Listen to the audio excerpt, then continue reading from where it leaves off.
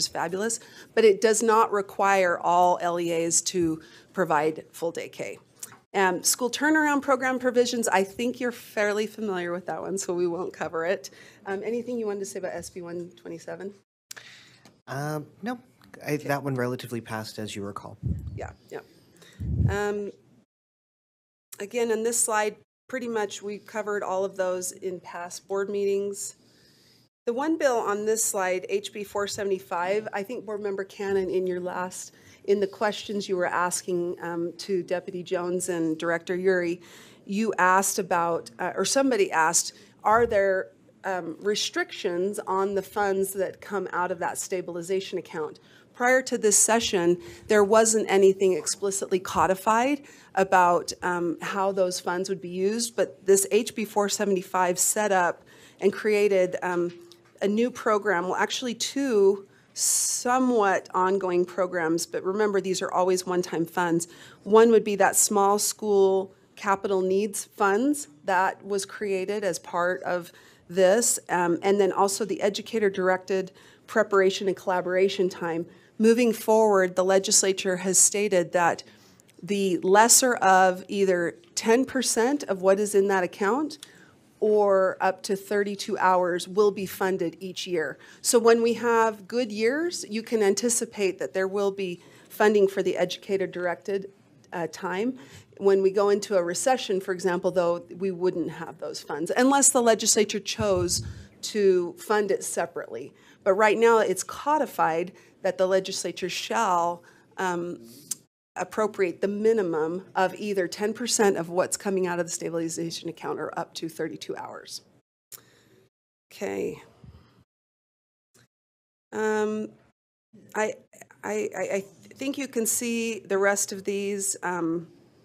So I guess we would just see if you have any questions for us. After the session, again, we'll have, by your next board meeting, we'll have additional materials for you, including the bill book, which will go into more detail about each bill and what you can anticipate from USBE as far as action, whether it's creating a rule or a new report or an RFP. You can find that in the bill book. And Chair, we're open to questions if anyone has any. Okay, questions? Member Hart? Yeah, can you tell me a little bit more about what you just said, the bill book? I'm interested in what kind of strategy.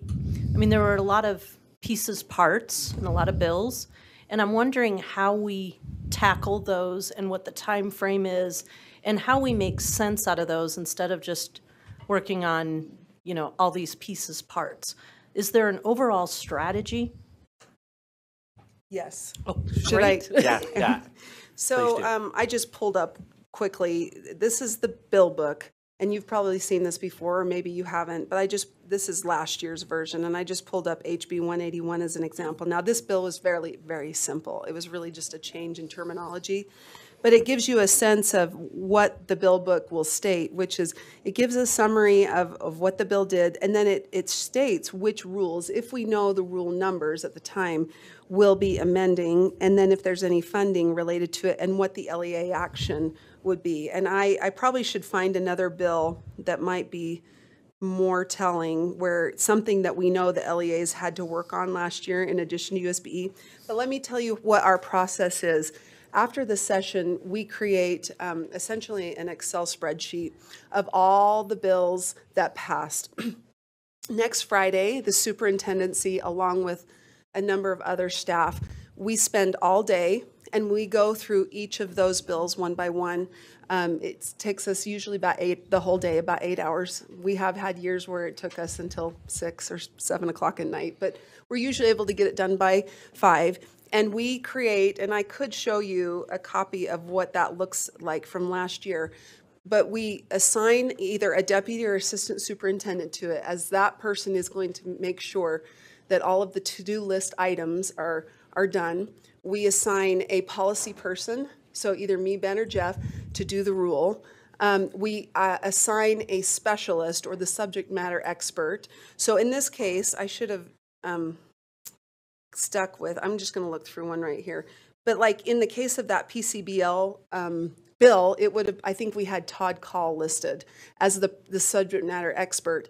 And then I believe it was Darren Nielsen, who was the assistant superintendent in charge of making sure that his staff move forward on it. And then I believe it was, I think it might have been Jeff, who was the rule writer. So we have all of that done, and we go back to that list periodically in the early days, like the first 2 to 3 months. We're looking at it often. And then as we get later on in the year, we kind of look to see if there's anything left that hasn't been done. So that's part of what our process is. And the reason why that meeting we have is so important before we get this bill book done is it helps inform, like, this special needs training for law enforcement amendments.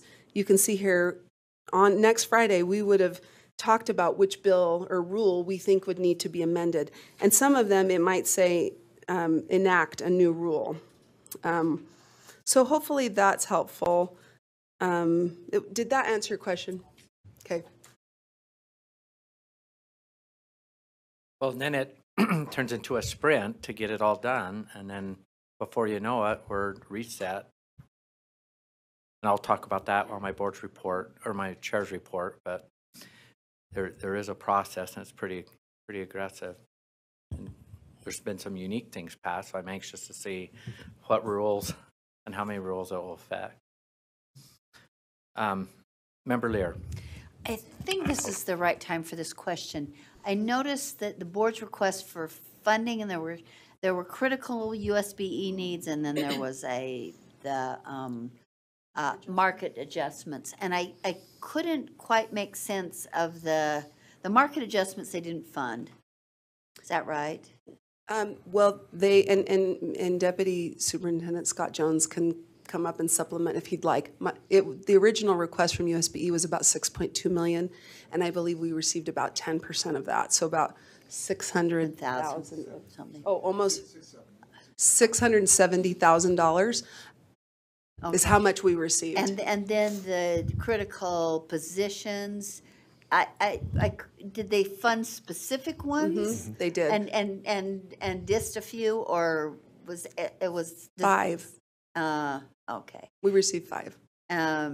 So the legislature could tell us, we're going to give you money for these specific positions. And what were those 5? There were 2 for licensing, our licensing staff, 1 a prevention specialist, 1 a library specialist, and 1 school fees. Okay, thank you. Mm-hmm.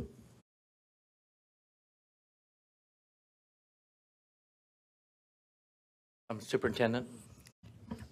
Thank you, Chair Huntsman. I just wanted to add on something that Angie mentioned earlier, and this is in response to, I think, Board Member Hart's question. We try to prep in accordance also with the questions people are going to ask in the field. So the calls that we're already receiving, what's the distribution formula?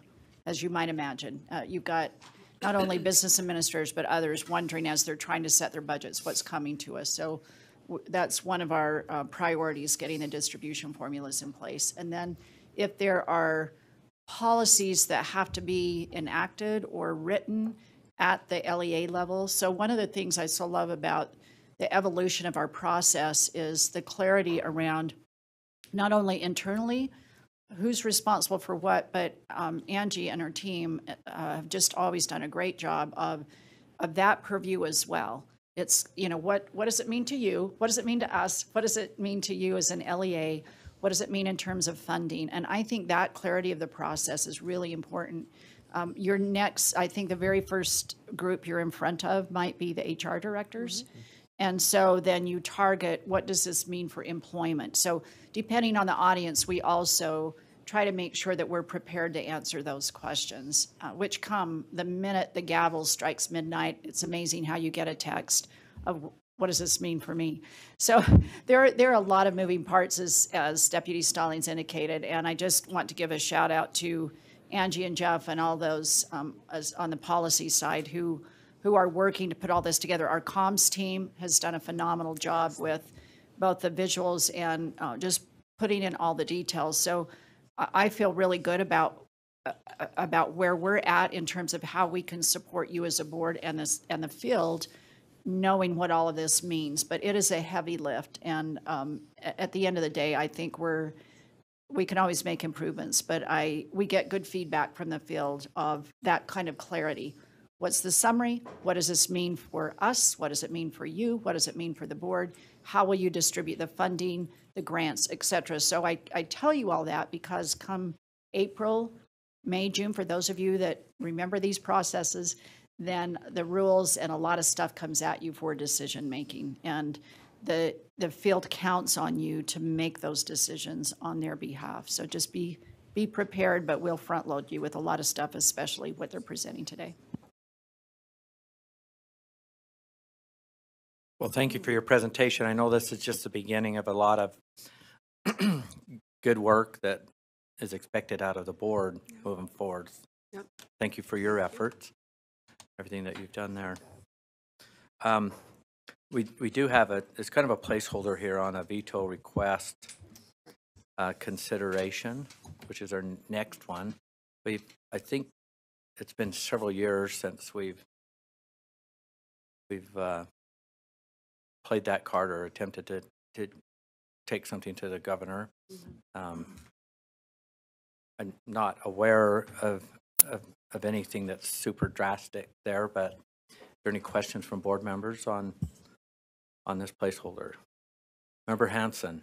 Yeah, just, I guess, like to open something up for discussion. I was very disappointed with the change in the name of the Education Fund to the Income Tax Fund.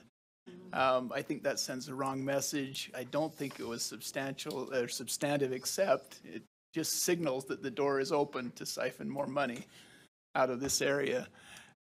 So I'd certainly be interested in what other folks have to say about that, but that's one I think we could go to the governor on. Well, if you want to make a motion to veto something, this is the time. Okay, I'll make a motion that we ask the governor to, well, maybe let me ask the question, if there was anything more substantial in that bill, because I understand that that's all it did, is rewrite a whole bunch of code to replace education fund with income tax fund. And I think that sends the wrong message.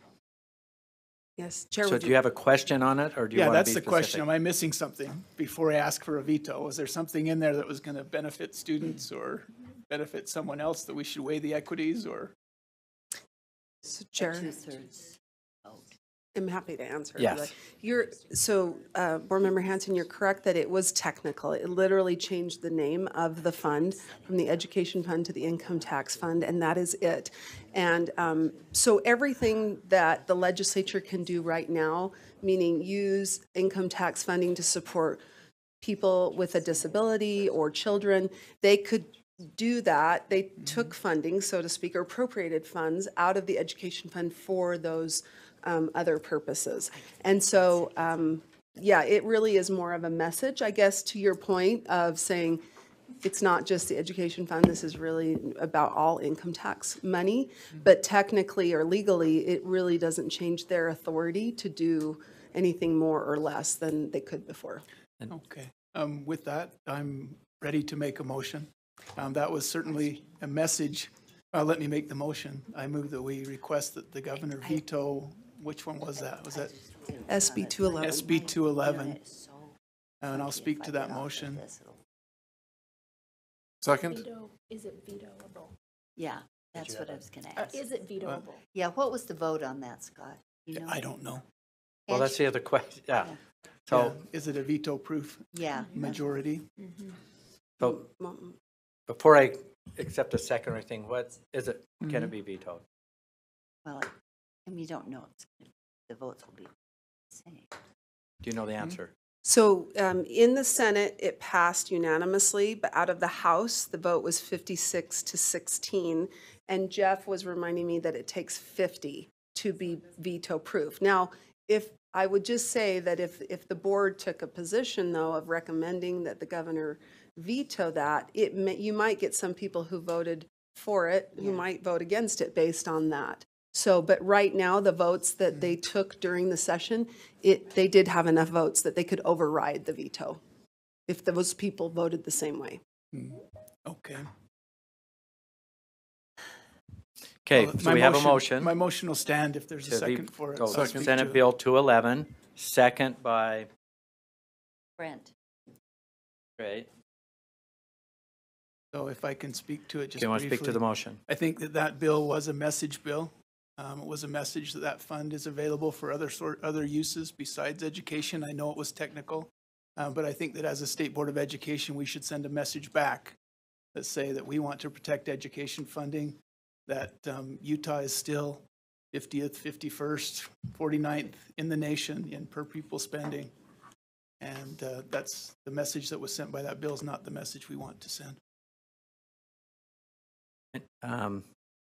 Member Lear, I recall, and maybe Angie or Jeff can, I'm sure they'll recall this better than I do.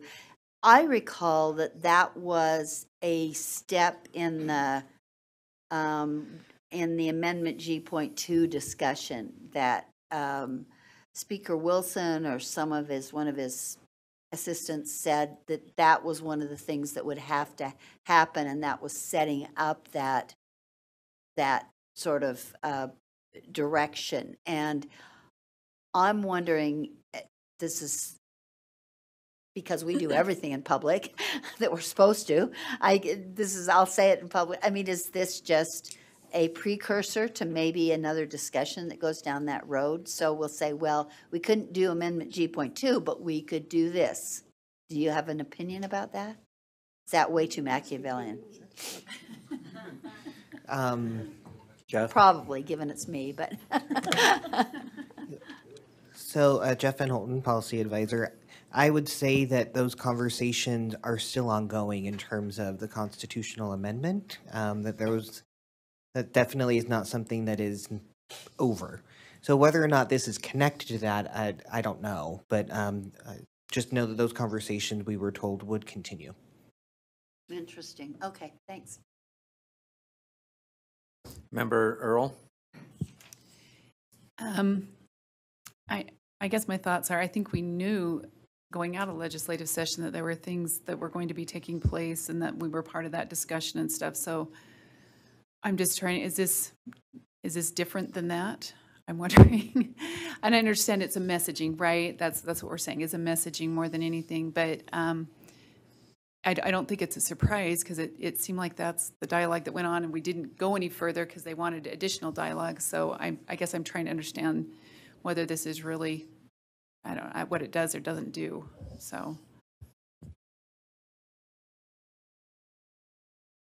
So I've got a question on this. The way that I viewed Senate Bill 211, if you can help me with this, is there anything in that bill that's out of bounds with what was on Amendment G ballot that all the citizens, the state of Utah, voted to pass? Was there anything out of bounds? Is there any overreach? Is there any, because that's how I viewed it. That's why these other entities aren't fighting it too, but there is a motion on the table. But so asking to veto this is like going the way that I'm viewing the messaging here would be, yeah, we wanted Amendment G. We were okay with Amendment G. It passed. It passed. And this is all within that Amendment G, and there's nothing outside of it. So that messaging is saying, well, we didn't like Amendment G, and we don't even like it talking about income tax. That's what I see as a messaging and a veto. Am I missing anything?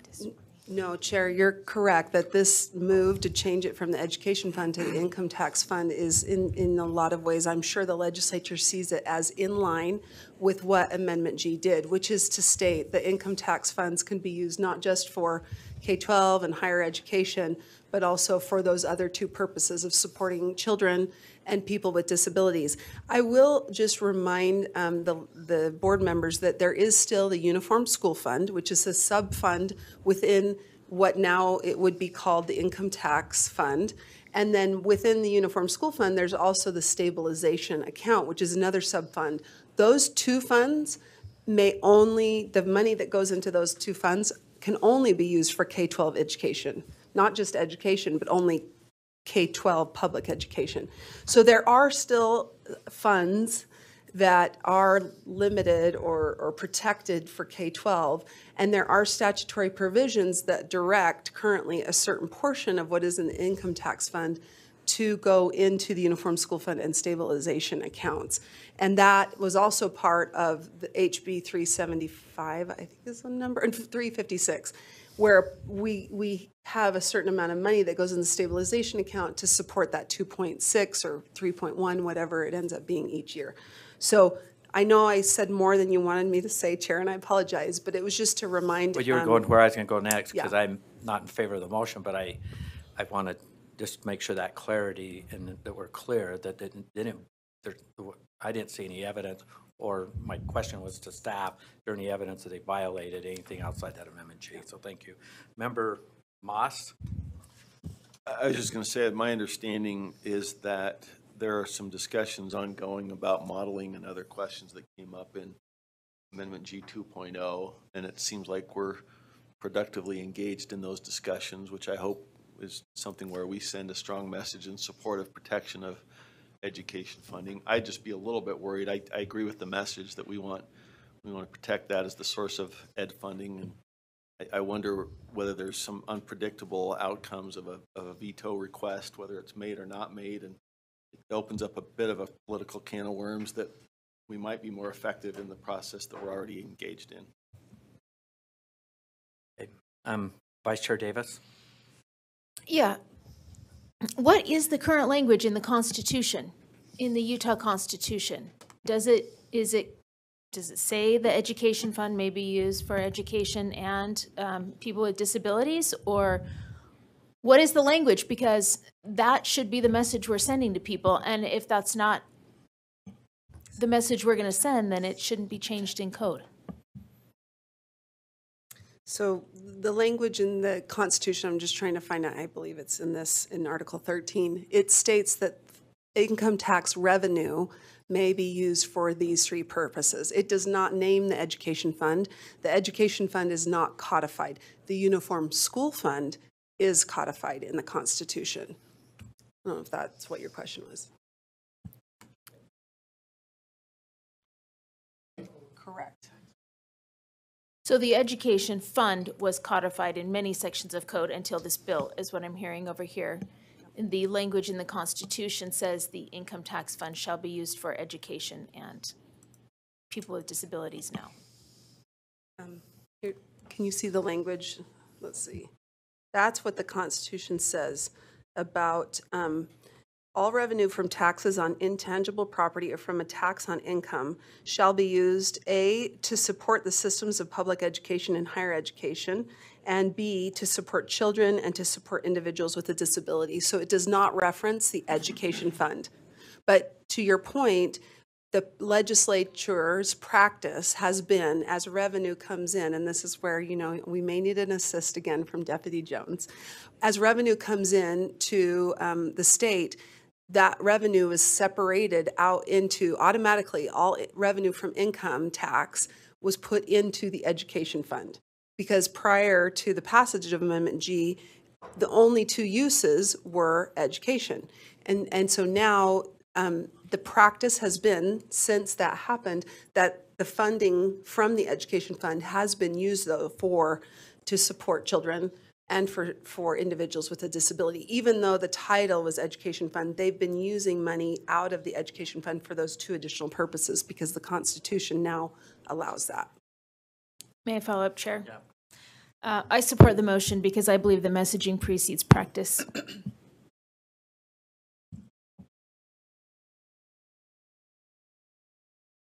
Okay.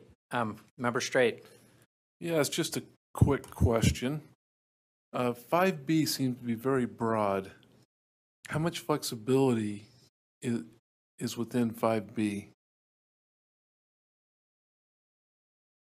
Would you like me to answer that, Chair? Well, you're right. It is very broad. So children, essentially anyone, you could make an argument under the age of 18. And some might even push it, especially for again, for our students with disabilities, we provide services all the way up until they're 22. But then, and again, individuals with a disability, that is also very broad. And it doesn't say to what degree the disability is or, you know, what type. That's all provided for. All that detail would be in code, in the Utah code.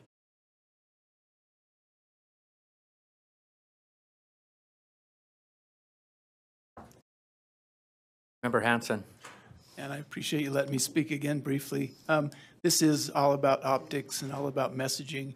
The reason I'm bringing this motion forward is because I'd like our legislators and folks to understand that we are taking money from money that had been set aside for education to use for these other purposes, and then weigh that out, you know, whether this really makes sense. But this has been the education fund since the beginning in Utah. And I'd like that reminder to remain. I think that this is a signal of what's coming in the future, that there will be more and more uses from this fund, and especially an income tax fund doesn't have any reminder that that's money that could be used at least for kids' educations.